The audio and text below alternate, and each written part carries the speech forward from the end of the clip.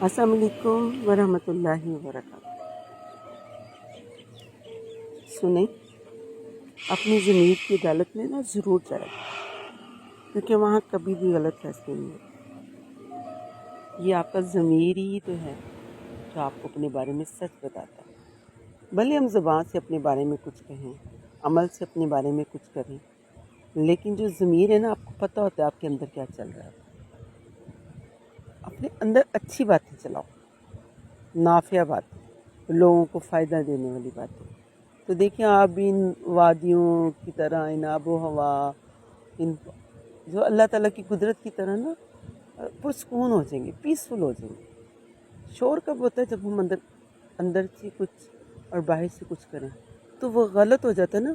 وہ اندر کا جو عمل، اندر میں جو فیلنگ ہے اور باہر کا جو کرنا ہے، وہ جھگڑا پیدا کر دیتا ہے آپ کی پرسنالٹی میں، تو آکورڈ پرسنالٹی ہو جاتی ہے آپ کی۔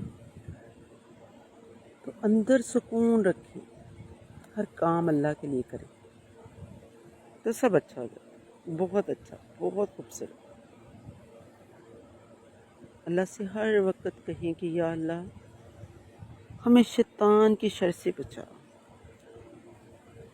بس ہر حال میں اپنے لیے، لوگوں کے لیے خیر مانگیں۔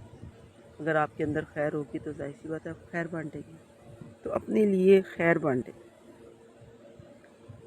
اور پھر پتہ ہے کیا؟ رشتوں کے ساتھ محبت کرنا، صلہ رحمی کرنا۔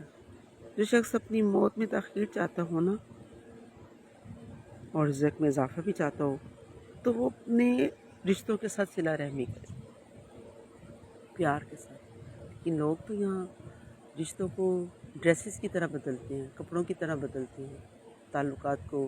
آپ کو اچھا نہیں لگ رہا، آپ اس کو کہتے ہیں کہ نہیں بس اس سے کوئی تعلق رہا نہیں۔ رشتوں کو مت توڑو، اس کو اہمیت دو، اگنور کرو، صبر کرو۔ اللہ نعوذ باللہ قرآن تو جھوٹا نہیں ہو سکتا۔ ان اللہ مع صابرین سے صبر کرنے والوں کے ساتھ اللہ ہے، سو صبر کرنا چاہیے۔ کوئی آپ کے ساتھ برا بھی کر رہا ہے نا، تو آپ کو صبر کرنا ہے، اللہ ہے، وہ سب سنبھال لے۔ جب آپ رشتے سنبھال رہے ہیں تو اللہ ہے نا آپ کو سنبھالنے والا، تو آپ کو بھی سنبھال کے جنت میں لے جائے گا۔ نہیں، ایسا ہی ہے۔ سوچیں، سوچیں، بہت مشکل ہے اگنور کرنا، کریں، آپ کو مزہ آئے گا۔ جب آپ صبر کرنا سیکھ جاتے ہیں نا تو آپ پیسفل ہو جاتے ہیں، آپ کے اندر سکون آ جاتا ہے، اور یہ قلب سلیم ہے نا، یہ آپ سے اچھے فیصلے کرواتا ہے۔ اچھا فیصلہ یہ ہو جاتا ہے، آپ اچھے کام کرتے ہیں، اچھا کام آپ کو جنت میں لے جاتا ہے۔ جو بھی اچھا کام کرتے ہیں وہ آپ کو کامیابی کی طرف لے جاتا ہے۔ انتشار، منتشر، جھگڑے، یہ سب شیطان کے کھیل ہیں۔ اور ہر وقت، ہر لمحہ اللہ سے دعا گو ہوا کریں، یا اللہ شیطان کی شر سے بچا لے، یا اللہ میرے دل میں ہدایت ڈال دے اور مجھے نفس کی برائیوں سے بچا، اپنے اندر کی برائیاں، اپنے نفس کی برائیاں۔ بس ہر وقت، ہر لمحہ، ہر سال آپ نے اللہ سے ذکر میں یہ کرنا کہ اللہ مجھے میری نفس کی برائیوں سے بچا لے، یا اللہ میری خطائیں معاف کر دے۔ کچھ نیکیاں نا ایسی بھی ہونی چاہیے کہ جن کا تعلق اللہ کے سوا کسی کے لیے نہ ہو، اللہ کے لیے کرے، اس کا گواہ بھی اللہ ہو کہ آپ نے صبر کیا اللہ کے لیے، آپ کے سے کسی نے برا کیا تو آپ نے چھوڑ دیا، اللہ کے لیے نیکی کریں۔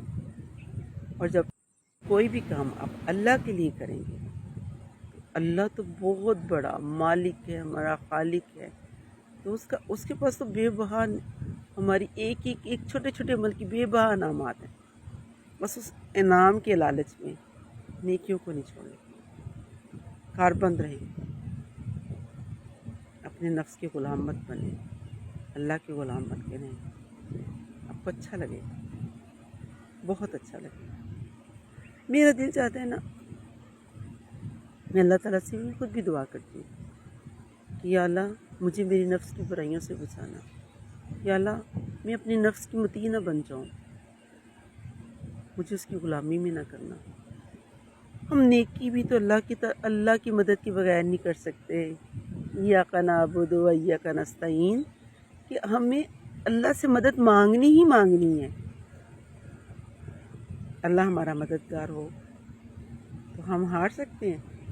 نہیں نا. شیطان جیت سکتا ہے؟ نہیں نا. بس ہمیں اپنے اندر سے مضبوط ہونا ہے. ہر چیز کی نا ایک ایکٹیویٹی ہوتی ہے.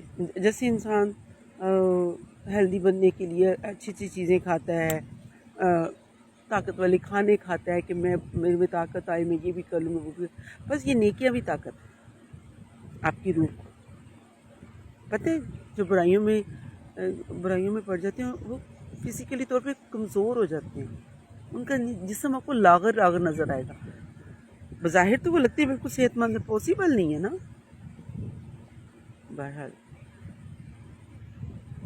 اللہ تعالیٰ سے مدد مانگیں، شیطان سے دور کریں. شیطان کو اللہ تعالیٰ ہم سے دور کر دیں. آمین. الہی آمین. الہی سے بند اتنی روشنی آ جاتی ہے. نفس کی برائیوں سے بچائے الہی.